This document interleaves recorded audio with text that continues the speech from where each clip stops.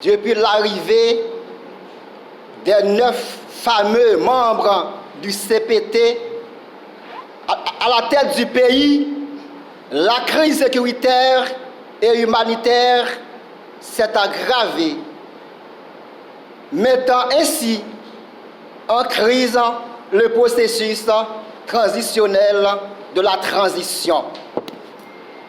Les groupes criminels organisés ont multiplié leur offensive et étendu leur emprise territoriale. Ils sèment encore la terreur à Kinskov, dans le département de l'Ouest, du bas plateau central et de l'Artibonite.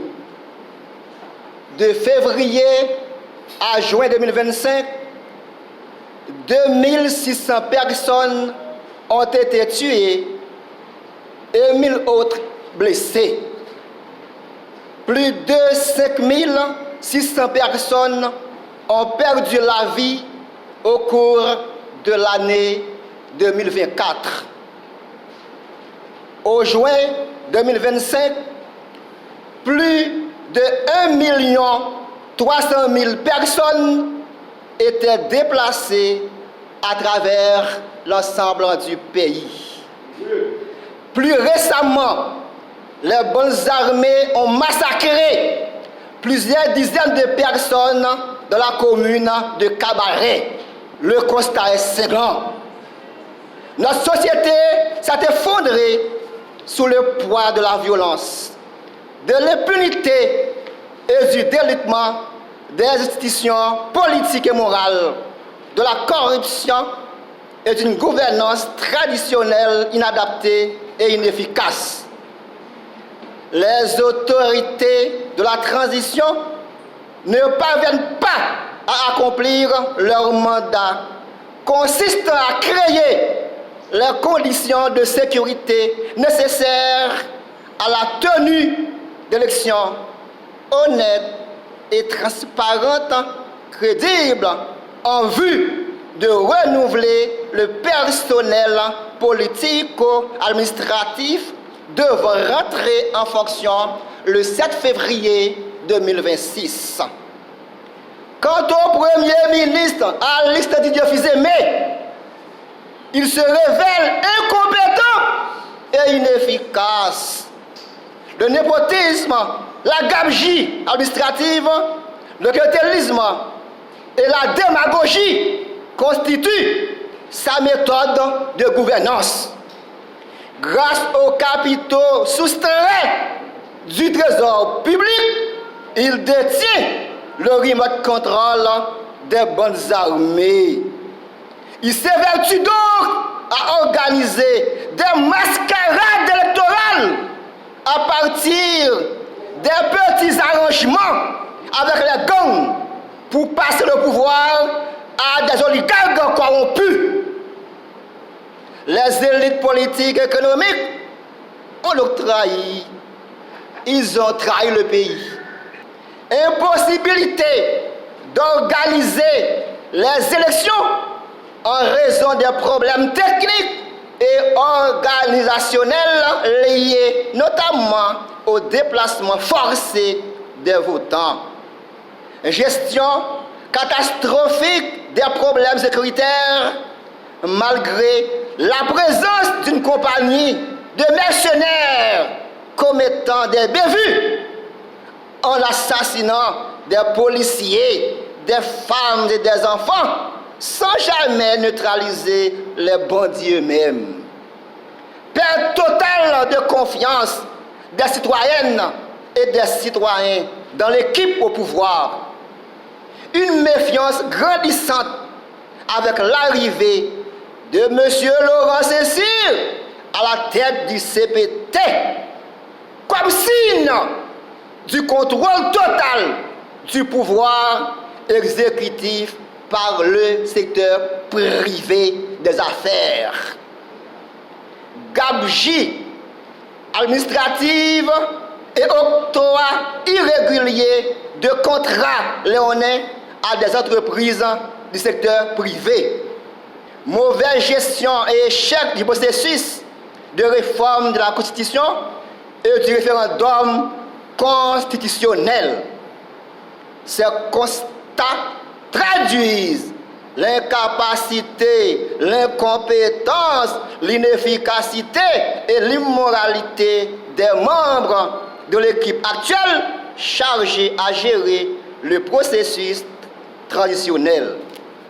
La Corepad PEA continue de tirer la sonnette d'alarme et réactiver sa proposition pour une alternative de gestion consensuelle et efficace de la transition. La nomination d'un nouveau Premier ministre qui composera et dirigera un gouvernement d'urgence nationale. Il aura pour principale mission de travailler à ramener la sécurité et la tranquillité dans le pays.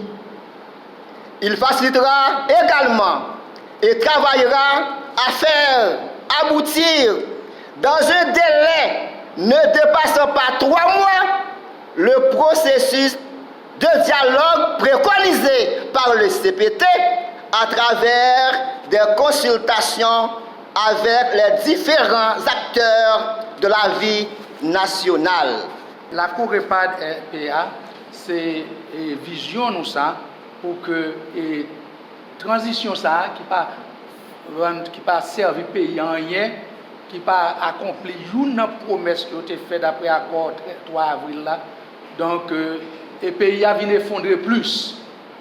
Et c'est peut-être ça et Corepad nous prend l'initiative ça pour que nous soyons capables de travailler d'arrache-pied pour que la transition ça l'aller.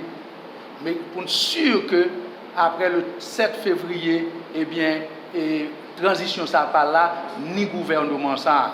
Et nous voulons assurer le pays, un travail d'arrache-pied pour que ça fait, pour que nous soyons capables vraiment assurer la transition après le 7 février et pour nous capables de mener le pays à côté que le mener, résoudre le problème de sécurité et puis organiser l'élection dans la mesure du possible. Et premièrement, pour une bonne élection, nous devons résoudre le problème de sécurité.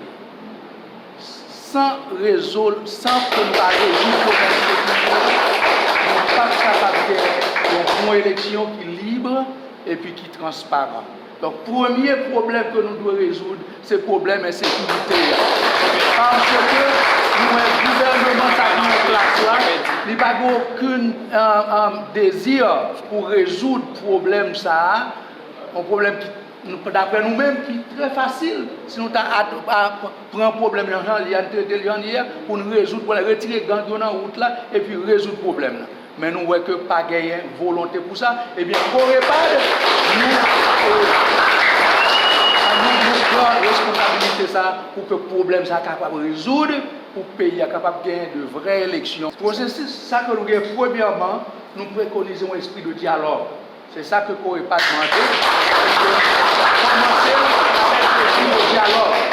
Mais si le processus de dialogue ça échoué, eh bien, Corepad, nous avons l'autre moyen qu'on a choisi, que nous ne pouvons pas choisir. Nous ne pouvons pas choisir, c'est chercher des acteurs capables pour aider nous, pour fortifier la police, pour former l'armée et puis des sacs, et puis pour attaquer. C'est chita négocier avec nous. Et puis présenter un processus de résolution de crise. Corepad, nous prenons responsabilité pour nous faire ça.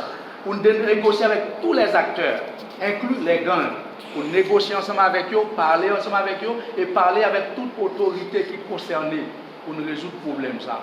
Et nous souhaitons que nous utilisions tous les moyens possibles pour que nous joignions en entente avec toute gang, quel que soit gang à sapate ou bien gang armé, et puis avec société. Après ça, nous connaissons que nous avons privé avec ça que nous désirons. Ça, c'est un bagage qui sine qua non. Que monsieur doit déposer ça. Monsieur doit déposer les armes. Ça sont conditions qui sine qua non. Le pays n'a pas de capable de rentrer dans une étape de libre et élection libre sans que nous pas gagnions un contrôle de ce qui a passé dans le pays avec gang.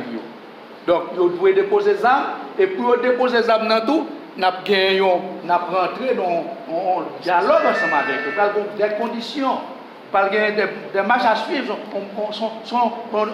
on dépose des armes ordonnées que Corépad nous allons entamer avec monsieur.